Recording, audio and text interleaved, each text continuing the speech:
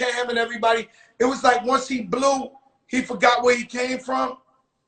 Yeah, so you got, like me and Cam always knew how to get fresh, stay with sneakers, know how to hustle, dip and dab, get to the bag a little bit.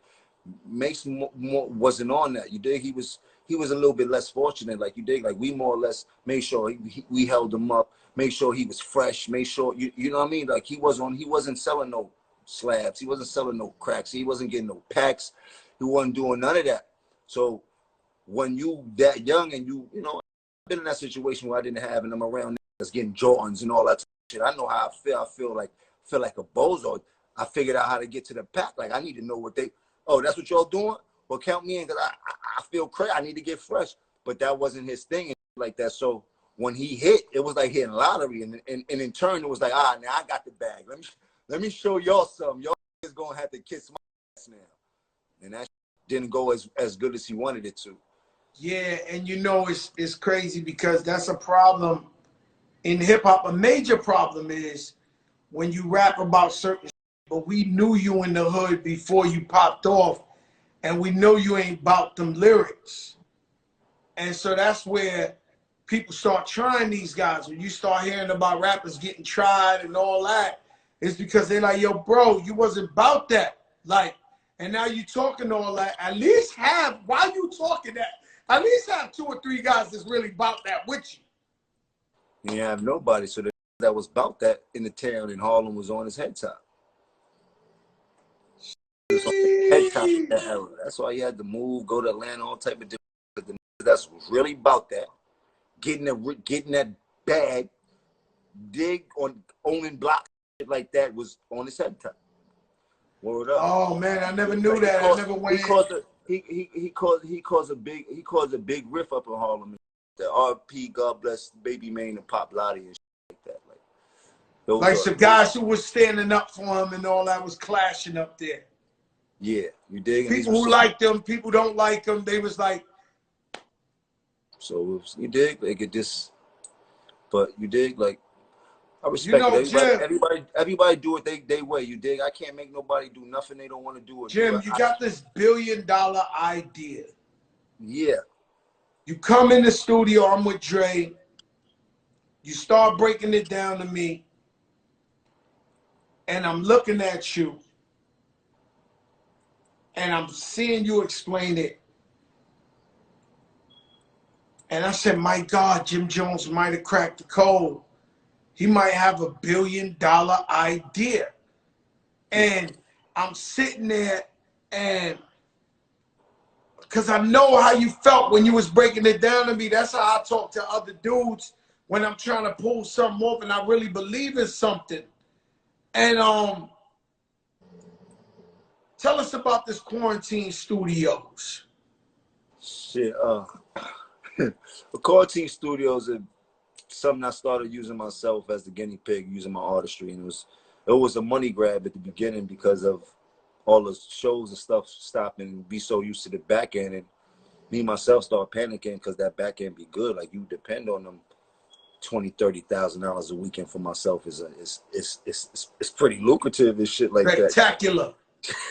You know what I mean? So when that slowed up, it's like, all right, what we gonna do? I mean, I know how to make money in a lot of different ways, but music is the easiest way that and has been the leader of the income and shit like that. And I just said I put my services out there. So alone providing my services, I ended up making a shitload of money. When I ended up making a shitload of money, I started including different people. And I really respect DJ Envy for what he did. Like, you know, DJ Envy is like a rapper, if people don't know. Like, he's probably more powerful than a rapper and more popping than a rapper because of his radio show. And I was reaching out to different artists and stuff like that. And I don't think they understood what I was trying to tell them.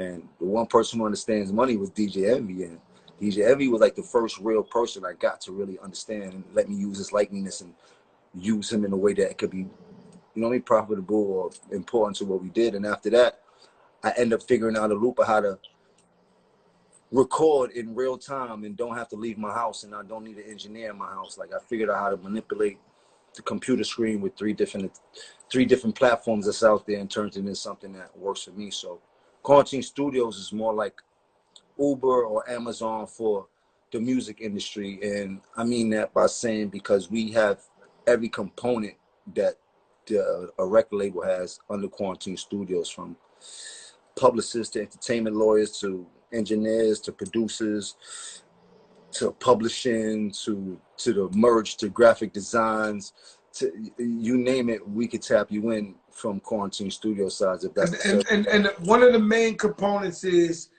I could be in my house if I got the studio, not even studio, just a computer. I could be in my house, you could be in New York, and the engineer could be in Atlanta, and we could record a song together in real time as 100%. if we was in the studio. 100%. Right now, I can send you a link right now. You could upload it if you had a little setup in your house. You could upload it. I tell my engineer to come on. The engineer come on, and then that's it. I ain't got to do nothing but get in the booth. Tell the engineer play some beats. Engineer play some beats. Once me and you figure out a beat we like, and I write my rhyme, I'm going to the booth. Tell the engineer bring it back, record. If I was an auto tune, I tell him add auto tune.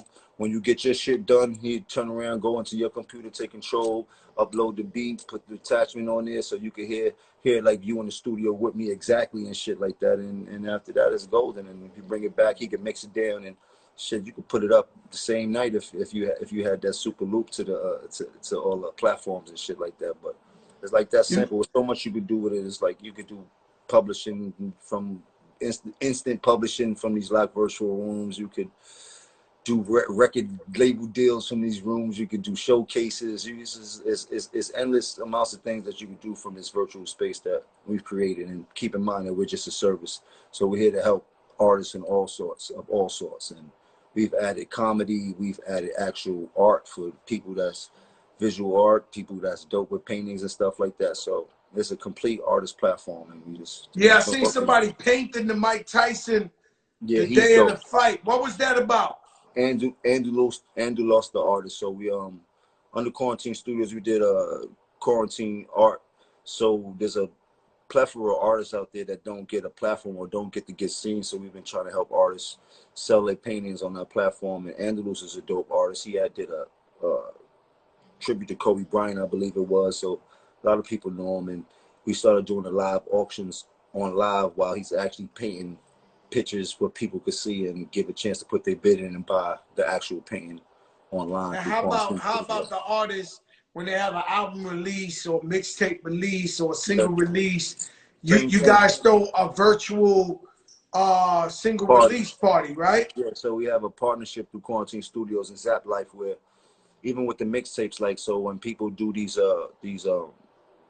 tag of artist mixtapes, we do it virtually. So the artist gets to submit their music and get to talk to me while I play their music. And then we also have virtual mixtape parties, which Zap Life has the platform where we can add as many people as you want to come to your mixtape release party. And that goes for anything. If it was an album release, no matter what it is, we have access to platforms that can fulfill that. So you don't even got man.